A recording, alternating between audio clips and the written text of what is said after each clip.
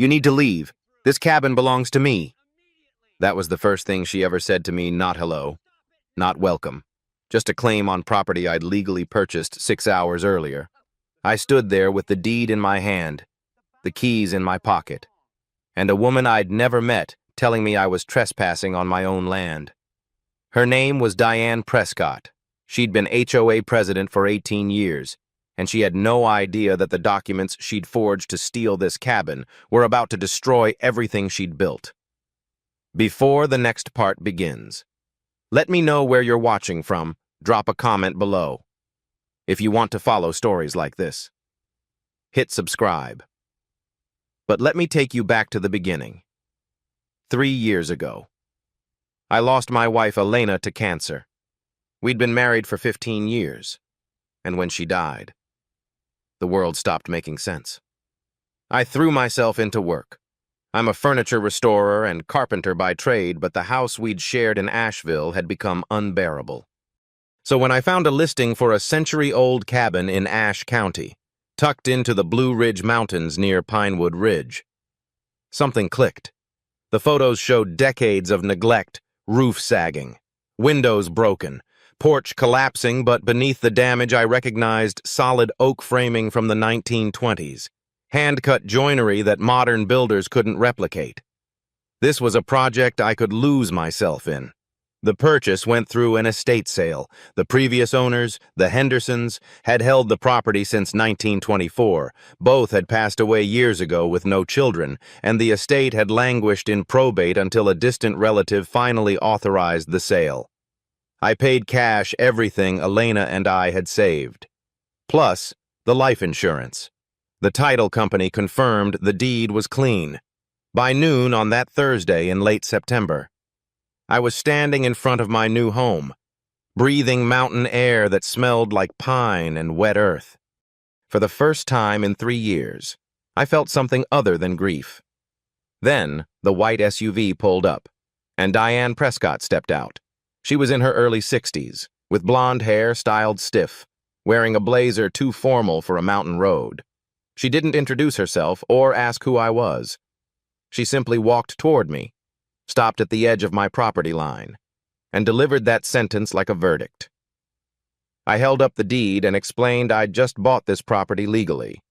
She dismissed it without looking. "Anyone can get a piece of paper," she said. This land had been HOA property for 20 years, under their covenant. Abandoned structures revert to community ownership. Whatever I thought I'd bought was a scam. When I asked for documentation, the specific bylaw. Anything in writing, she told me she didn't need to show me anything because I was the one trespassing. What struck me wasn't her claim I knew my deed was legitimate, but how much she knew about the cabin. She mentioned the Hendersons by name. She knew Walter Henderson had built the structure in 1924, that Martha Henderson had died in 79, that the cabin had been unoccupied since 2003. This wasn't a neighbor curious about a newcomer. This was someone who had studied this property, researched its history, and waited for the right moment. I asked how she knew all that. Her expression flickered before the mask returned. She said she knows everything that happens in Pinewood Ridge, suggested I leave by tomorrow morning, and drove away without another word. An hour later, I met Walter Grimes, 78 years old, who had been in Pinewood Ridge since 1972. He'd seen my car and walked over, the first friendly face I'd encountered. When I mentioned Diane's visit, his expression darkened. He muttered that she was starting again. He told me Diane had been collecting land around here for years, and some of it wasn't hers to take. The Chavez family lost property in '07. Olivia Chavez's grandmother had a stroke during the dispute and never recovered. The Nguyen's in 12, Old Man Sanders in 18, forced out 3 months after his wife's funeral. All of them had paperwork issues. None could afford to fight. Walter looked at the cabin and told me to check my documents, all of them, and not to trust anything that woman says. That evening, I explored the cabin's interior. Water damage in the back room, animal nests in the rafters, decades of grime coating every surface, but in a closet near the kitchen, I found something unexpected, a tin box tucked behind fallen shelving. Inside were letters, tax receipts from the 1940s, and a sealed envelope marked in faded handwriting, Original Deed Henderson Family, 1924. I didn't open it yet, but I set it aside. Before leaving, I mounted a trail camera on a tree facing the cabin's entrance, a habit from my workshop days. If anyone came onto this property, I'd know. At 9:47 that night, my phone buzzed with an email from Diane. Final warning, vacate by noon tomorrow or face legal action. I looked out at the dark mountains. No, this is my home, and I'm not going anywhere. The noon deadline came and went. I didn't leave. By 12:01. An email arrived from Richard Prescott's law firm, a formal cease and desist letter. Richard Prescott was Diane's husband, a retired real estate attorney. The letter demanded I immediately vacate HOA property and cease all unauthorized construction activities. I hadn't built anything yet. I'd barely swept the floors. But the language was designed to intimidate, filled with legal terms meant to make an ordinary person panic and retreat. I saved the email, printed the attachment, and started a folder. If they wanted a paper war. I'd been preparing for battles like this my entire career. Every piece of furniture I restore begins with documentation. This would be no different. The violation notices began arriving the next day, each on official HOA letterhead signed by Diane Prescott. The first cited me for unpermitted construction. I'd done nothing but clean debris. The second claimed my vehicle violated community standards. My truck sat in my own driveway. The third alleged failure to maintain property appearance. The cabin I was actively restoring apparently didn't meet their aesthetics. Each notice carried a $200 fine. I photographed everyone, took time-stamped pictures proving my truck was entirely on my property, and created a spreadsheet logging every interaction. The pattern was clear. They were building a paper trail to justify future action against me. Then Diane went after my reputation. She sent an email blast to the entire community claiming I was an illegal occupant who had fraudulently obtained documents to steal HOA land. She urged residents to report any suspicious activity directly to her. Within 48 hours, I'd gone from new neighbor to community pariah. A man I'd never met shouted from his car that squatters weren't welcome. A woman walking her dog crossed to the other side of the road when she saw me. Someone called the sheriff's office to report a trespasser. The deputy who arrived examined my deed, confirmed I had the legal right to be there, and left. But the damage to my standing was done. 1 week after my arrival, I drove to Asheville for restoration supplies, specialty hardware, wood treatment, replacement glass. I was gone for 6 hours. When I returned, the cabin's front door had been pried open. My materials, nearly $800 worth, had been dragged into the yard and scattered. Cans of wood stain were punctured and leaking into the dirt. Someone had spray-painted a word across the cabin's exterior wall in red letters 3 feet tall. Trespasser. I stood there in fading light, hands shaking, looking at the violation of everything I'd come here to build. Then I remembered the trail camera. The footage showed 2 men arriving in a gray pickup at 2:14 in the afternoon. They spent 23 minutes destroying my property before leaving.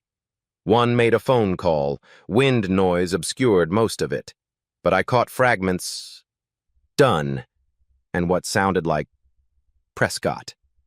Not proof, but enough to confirm my suspicions. I called the sheriff's office. The responding deputy watched the footage, filed a report for vandalism and criminal trespassing, but said identifying the men would be difficult without clear faces or plates. Then he told me something that stayed with me. This isn't the first complaint about the Prescotts. But proving anything is hard because people around here are scared of them. He suggested I visit the Register of Deeds office in Jefferson if I wanted to understand what I was really dealing with. The next morning, I drove to the Ashe County Register of Deeds. The clerk who helped me was named Teresa James Professional, thorough, clearly competent at navigating decades of property records. I requested the complete chain of title for my parcel. Teresa pulled the documents within an hour. My deed was legitimate, traceable back to the Henderson family's original purchase in 1924. But there was something else: a quitclaim deed filed in 2005, transferring ownership from James Henderson to Pinewood Ridge Homeowners Association. Teresa frowned as she examined it. She explained that quitclaim deeds don't require title searches, so anyone can file one claiming anything. And this signature, she said, pulling up other Henderson documents from the 1940s for comparison, doesn't match any Henderson family signatures on file. I asked if she was saying it was forged. She chose her words carefully. "It's worth investigating," she said. And the notary listed was Victoria Watson, who used to work for a law firm in Boone. I drove back to the cabin with a copy of that quitclaim deed and growing certainty that Diane's claim wasn't just aggressive, it was criminal. Walter was waiting on my porch. He'd seen the spray paint and come to check on me. I showed him what I'd found. He nodded slowly, unsurprised. He told me Victoria Watson's name had appeared on other disputed properties, though each case was different. The Chavez family fought for 2 years before medical bills from Olivia's grandmother forced them to settle. The Nguyen's hired a lawyer who mysteriously withdrew after 6 months, nobody knows why. Johnny Sanders tried to go to the county commissioner, but the commissioner was a golf buddy of Richard Prescott. Same notary, same outcome, different ways of breaking people down. I asked if anyone had ever won. Walter shook his head. "Not yet," he said. I looked at the quitclaim deed, then at the tin box on my table. "If this signature is fake," I said, "there might be more, and if there's more, I'm going to find it." That night, I finally opened the sealed envelope from the tin box. Inside was the original deed from 1924, handwritten on heavy paper that had yellowed with age but remained perfectly legible. Walter Henderson and Martha Henderson had purchased the land from Blue Ridge Land Company for $375. The deed described exact boundaries using natural landmarks: the creek to the north, the ridge to the east, and the old logging road to the south. It also contained an unusual clause: "This property shall remain in the Henderson family in perpetuity unless sold by direct descendants or their legally appointed representatives." Language like that was common in rural deeds from that era, a way of keeping family land intact across generations.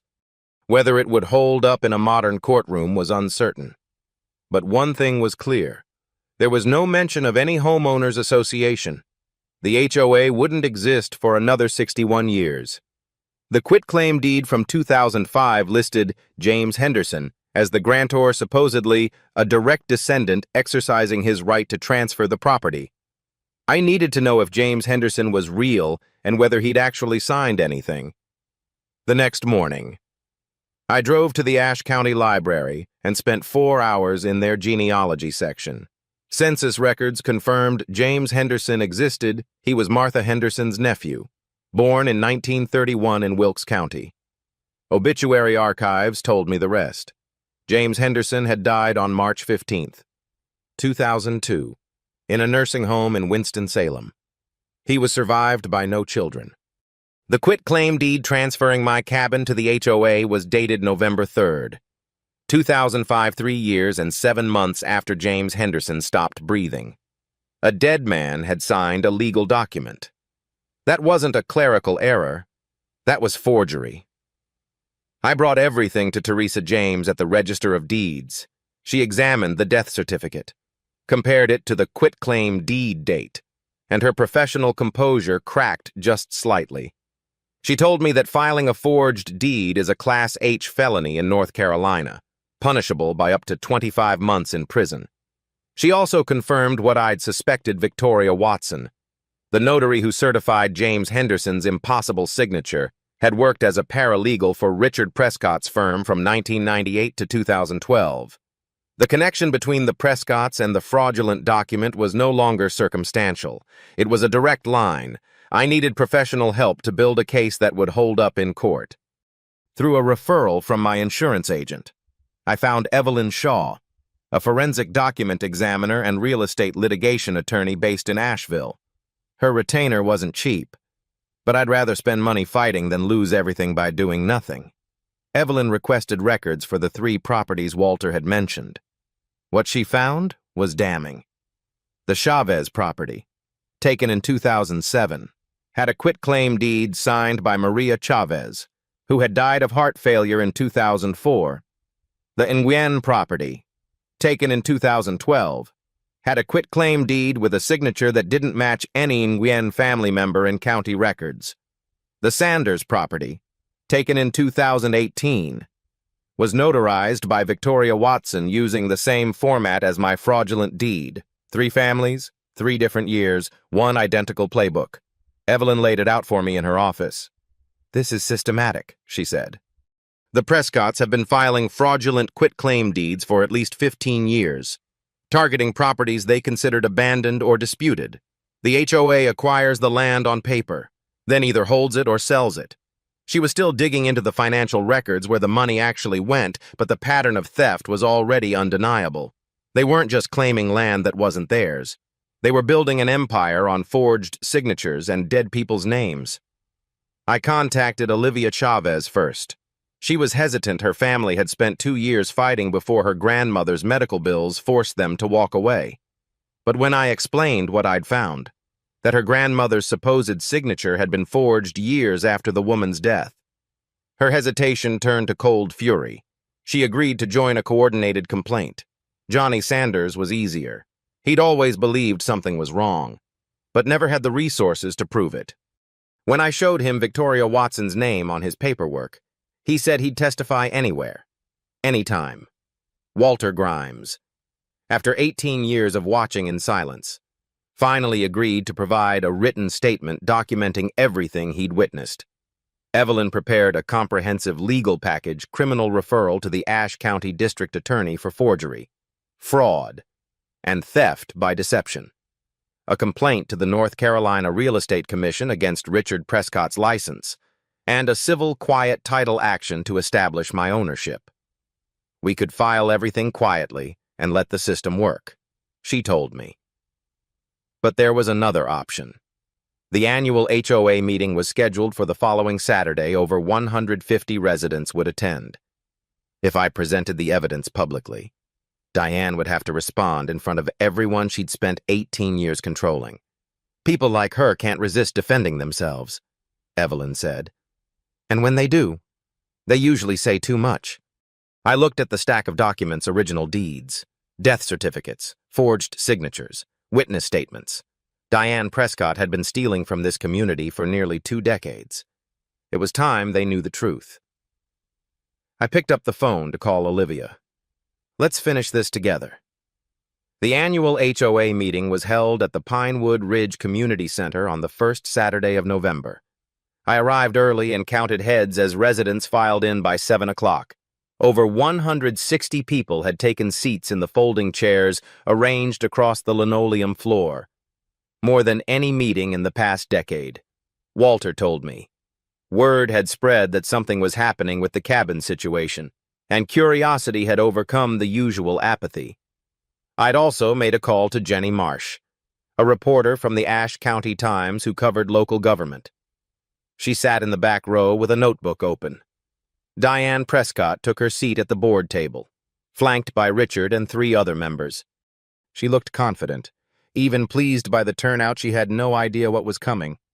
Diane opened the meeting with routine business, then pivoted to what she called a matter of community concern. She explained that an individual had been illegally occupying HOA property for the past 6 weeks, ignoring cease and desist orders and refusing to vacate. The board had voted unanimously to pursue legal eviction. A few people nodded, most just watched, waiting when she finished. I stood and requested the floor.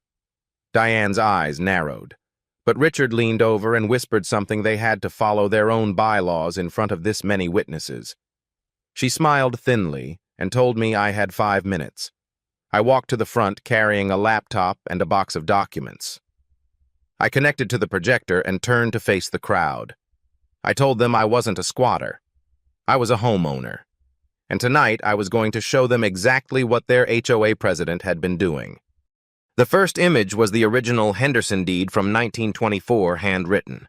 Clear, describing the exact parcel I'd purchased through a legitimate estate sale. The title was clean. The chain of ownership was unbroken for 81 years.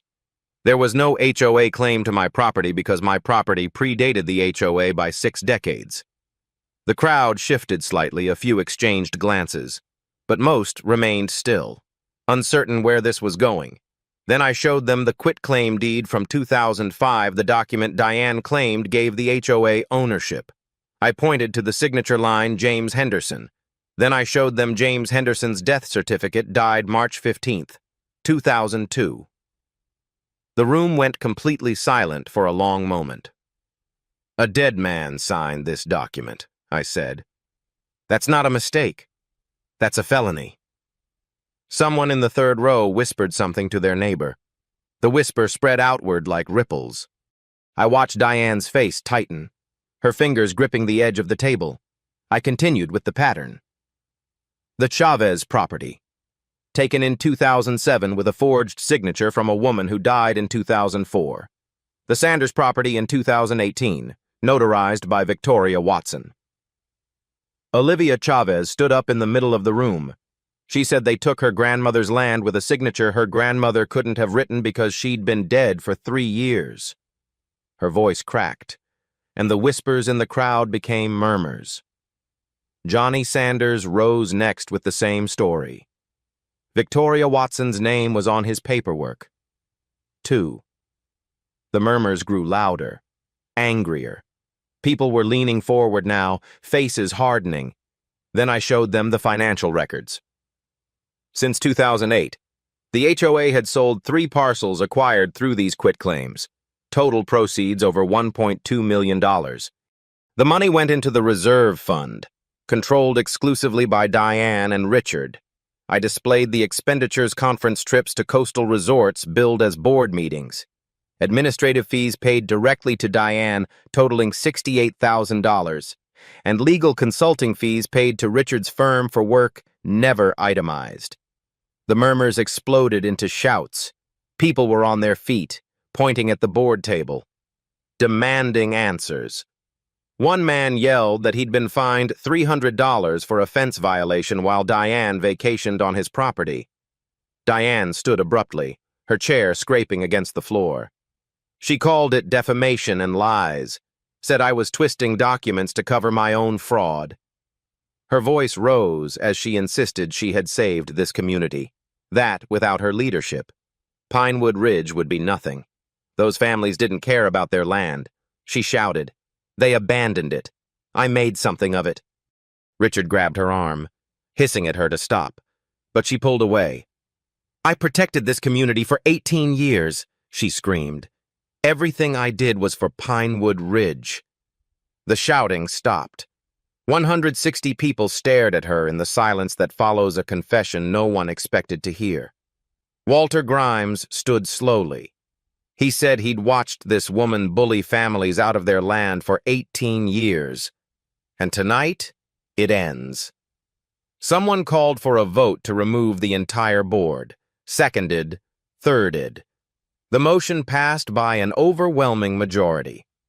As the vote concluded, the doors at the back opened. 2 deputies from the Ashe County Sheriff's Office walked in. Evelyn had coordinated with the district attorney earlier that week, and they'd been waiting in the parking lot for my signal once the community had spoken.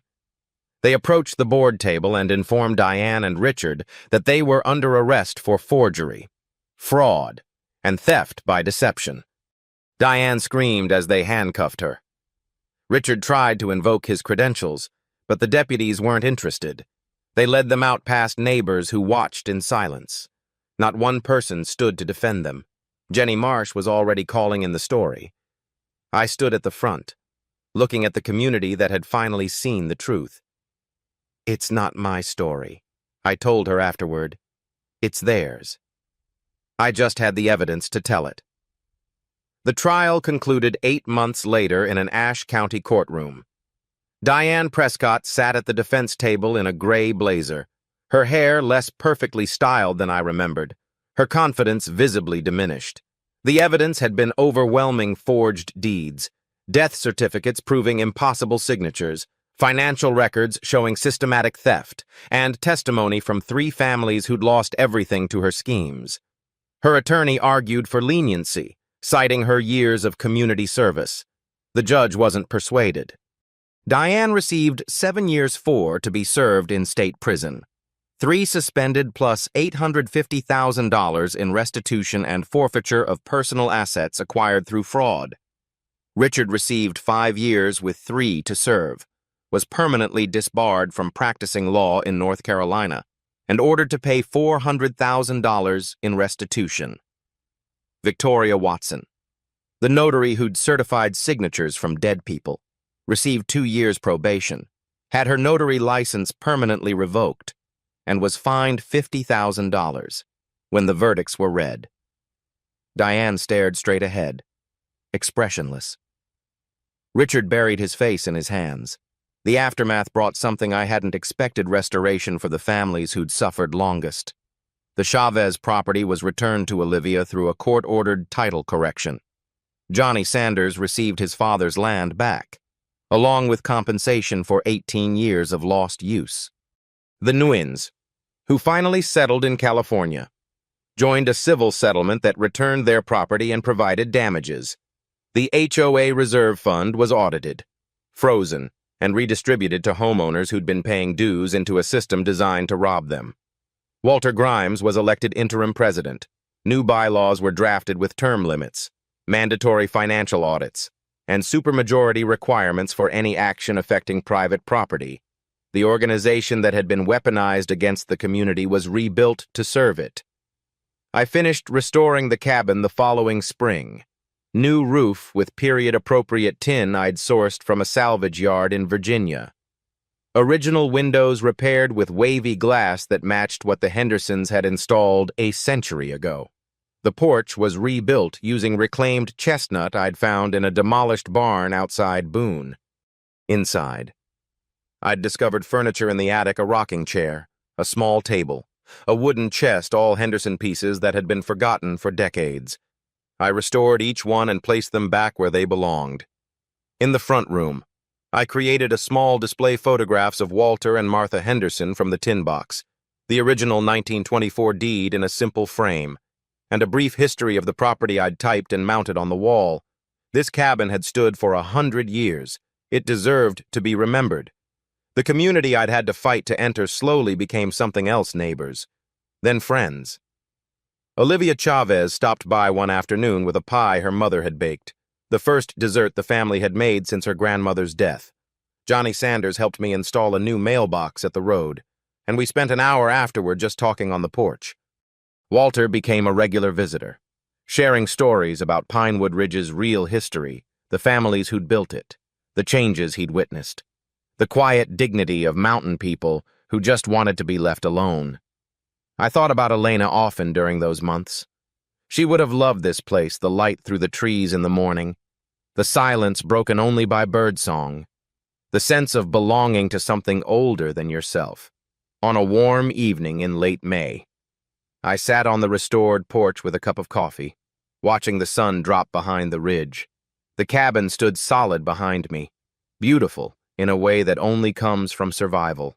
I'd come here looking for a project to lose myself in. I'd found something more: a home worth fighting for, a community worth saving, and a truth that refused to stay buried. The mountains held the last of the light as darkness crept up from the valley, somewhere down the road. I heard Walter's truck pulling into his driveway. Tomorrow there would be more work, there always is, but tonight, I just sat and breathed, finally at peace.